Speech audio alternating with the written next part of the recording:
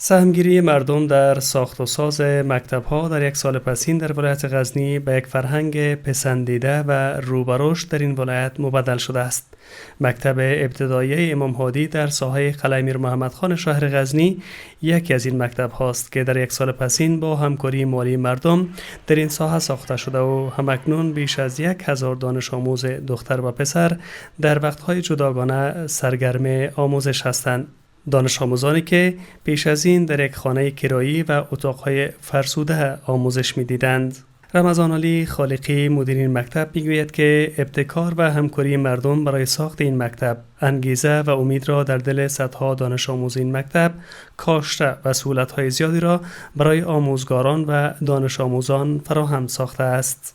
1404 ما آمدیم همینجی که اون شما میبینین با چشم سر که شاگردها همینجی دیگه مشغول تحصیل هستن.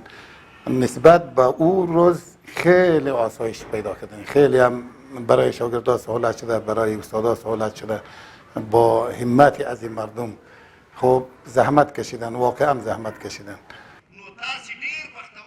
از سوی دیگر آموزگاران و دانش آموزان در لیسه آدم خان بابا واقع در شمال مرکز غزنی اخیراً گشایش مکتب دو طبقه‌ای و معیاریشان را جشن گرفته و رسما این ساختمان را به بهره برداری سپردند. ساخت این مکتب مبلغ بیش از 18 میلیون افغانی هزینه برداشته که از سوی مردم محل تامین شده است. مکتب متوسطه آزادخان بابا در 2 منزل که دارای 14 صنف درسی، یک کامپیوتر لب، یک لابراتوار و 8 اتاق اداری است. در 2 منزل طور پخته و اساسی مطابق به معیارهای ساختمانی وزارت معارف به ارزش حدوداً 18 میلیون افغانی ساخته شده توسط شرکت ساختمانی آریا مسکن و این مکتب و این تعمیر میتونه در 2 تایم درسی برای 1400 تن متعلمین فضای مناسب و مسئول درسی را مساعد بسازه. ما والا در این مکتب خیلی خوشحال هستیم چون که مکتب سابق ما بود بسیار زیاد گرمی بود، خاکباد که میشد خیلی خاک داشت اون مکتب، دیگه صنفایش خیلی خراب بود، چند وقت در زیر خیمه درس می‌خوندیم، بعد از اون صنفایش خراب، میزایش کلگیش واز بود. ما خیلی خوش هستیم که این مکتب جور شده برای ما نو. البته این مکتب که از بسیار مکتب اساس با صنوف مجهز، کامپیوتر لب و همچنین کتابخانه‌ای که برایش تأسیس شده است و ما در اینجا همه امکانات برای ما مساعد است و شما می‌بینید که همین محیط مکتب برای درس ما مساعد است. در اون محیطی که ما قبلا درس می‌خواندیم جای ما البته خانه متروکه بود و ما نتوانستیم در آنجا هم درس خود را ادامه بدهیم.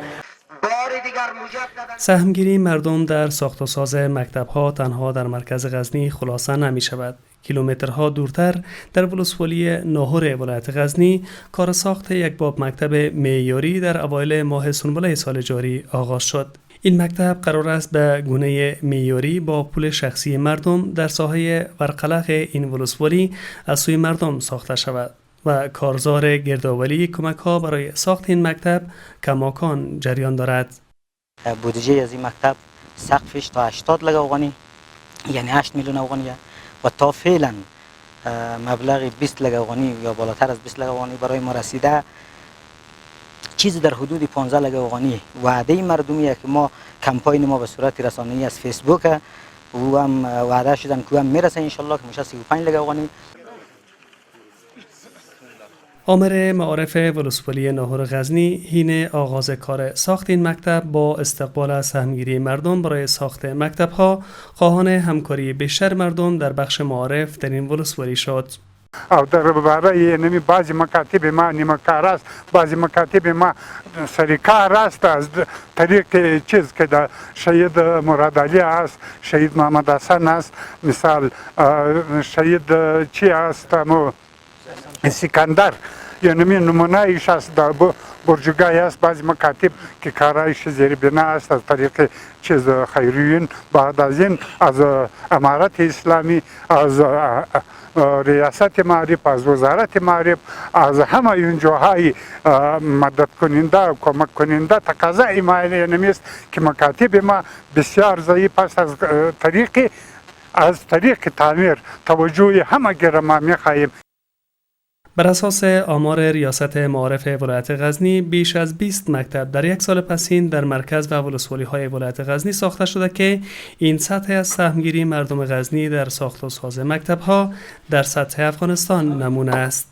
میر نصیر احمد حسینی رئیس معارف ولایت غزنی سهمگیری مردم در ساخت و ساز مکتب‌ها در ولایت غزنی را پررنگ می‌داند و می‌گوید که در یک سال پسین بیش از 20 باب مکتب در مرکز و ولسوالی‌های گوناگون از جمله جاغوری، جغتو، مقر، ناهور، قره‌باغ و خواجه عمری از سوی مردم ساخته شده و یا عملاً زیر کار قرار دارند. دې کې شک نشته چې ولسونه له موږ سره په دې کې همکار دي او له تېرې اووه کاله را په دې خوا تقریبا تر شلو نه زیات وړې او غټې پروژې موږ لرو. البته غټې پروژې به په دې معنا باندې واخلو چې تقریبا مصارف یې تر 2.5 میلیونو پورې رسیږي او وړه پروژې به په دې معنا باندې واخلو چې مصارف یې 4-5 لک افغانۍ. دغسې تر شل زیاتې پروژې له موږ سره دي د خلکو په مالي ملاتړ باندې په مخ باندې وړل کېږي. ځینې په تېر کال کې وسپارل شوي، ځینې به انشاءالله په سږ کال کې وسپارل شي، ځینې به په راتلونکي کال کې چې لیک طولاني کار غواړي انشاءالله وسپارل شي. با آنکه در 4 سال پسین حاکمیت امارت اسلامی سهمگیری مردم ولایت غزنی در ساخت و ساز مکاتب پررنگ و نمونه بوده، اما هنوز هم ضرورت احساس میشه تا مردم و باشندگان محل در ساخت و ساز مکاتب و مدرسه های دینی در این ولایت بیشتر سهیم باشند.